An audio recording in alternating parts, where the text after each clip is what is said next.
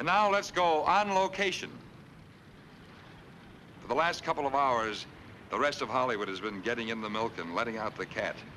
But for the crew of production number 821, the day is well along. While the city slept, the caravan of trucks was loaded with everything from lights to lunches, from catwalks to cameras, from pins to people. Everything, tons of it. A city on wheels guarded by its own police, all just to bring life to a bundle of typewritten pages we call the script. Grip trucks, light trucks, prop trucks, wardrobe trucks, a truck for cameras, 3 dressing room trailers, a high-lift truck, a boom truck, buses for the crew, busloads of extras, generator trucks capable of lighting over 400 homes like yours and mine. Yes, when Warner crews go on location, they go like the U.S. Army, prepared to stay. 9:30 a.m. Here we are on a mountaintop more than 1,000 feet above the city of Los Angeles, the Griffith Park Planetarium. This is our location, and this is its heart, power. A diesel-operated dynamo that produces 2,000 amperes of direct current and pushes them through 320 feet of heavy-duty cable into the connector boxes and on into this battery of man-made suns. 9:45. The high-lift truck comes down onto the location proper, the planetarium parking area. And here's the camera in position for the first shot. The assistant director's voice is heard. All right, fellas, let's go. The first shot of the day is a close-up of Sal Mineo, who plays the part of a boy named Plato. In this scene, he is threatened by a gang of kids. And here are the kids. It's a quick shot, not a very complicated one, but it's now 10:30. There's a schedule to keep.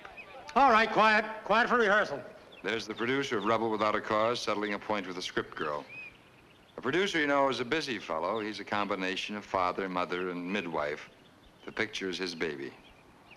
Oh, Dave. Hello, Gig. How are you, David? Good. Ladies and gentlemen, Mr. David Weisbard.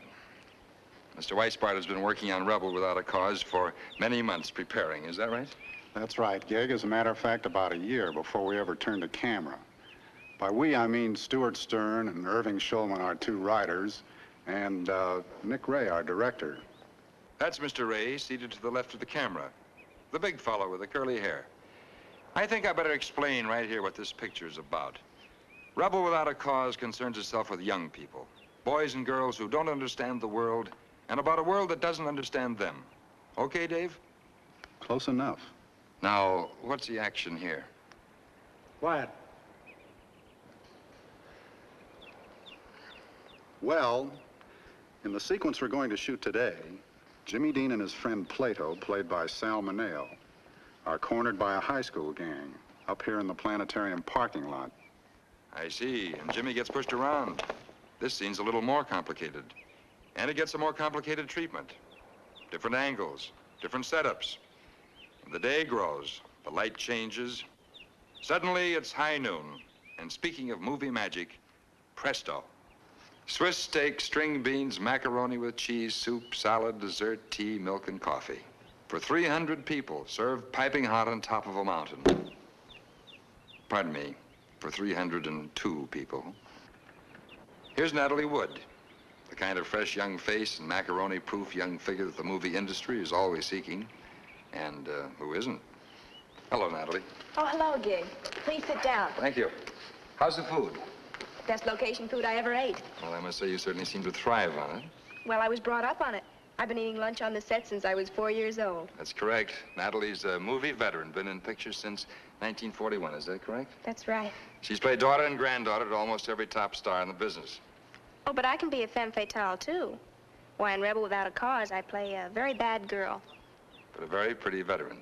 And if what Mr. Jack Warner tells me is correct, and I'm sure it is, we're going to be seeing a lot of you. Well, thank you, Gig. Thank you, Natalie Wood, and I hope you enjoy your lunch. The trouble is, you see, the sun doesn't stop for lunch. It moves right on into the afternoon, racing toward evening. Even at 2:45, shadows begin to form. And when you're working in CinemaScope and Warner Color, the sun needs help. And shot by shot, the big scene of the day is put on film. A knife fight played against the backdrop of a city far below. Each line in the script girl's master book represents a new angle, another viewpoint, perhaps a close-up of one of the boys, Perhaps a sudden glimpse of a flashing hand, a smile, a lunge. The scene is a challenge, a duel, a dance between two boys in rebellion against the world. The film must tell it all. And as the day marches on, the lines on the typewritten page slowly grow and multiply. 5:45. The same scene, 11 different angles photographed on 11 different strips of film, each carefully numbered.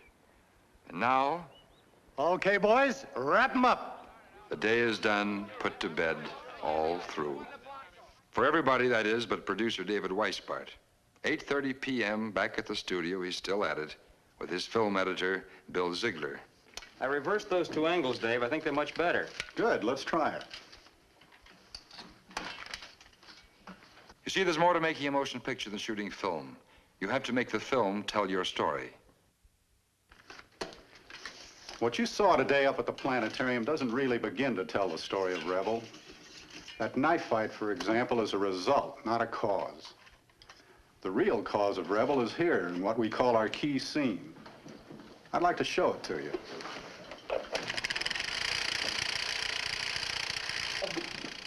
No, I don't want you to go to the police.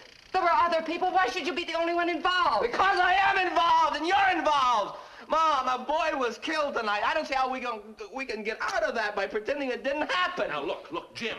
You know that you did wrong. That is the main thing. That's nothing. That's nothing. You told me to always tell the truth.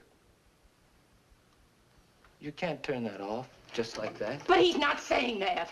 He's saying don't volunteer.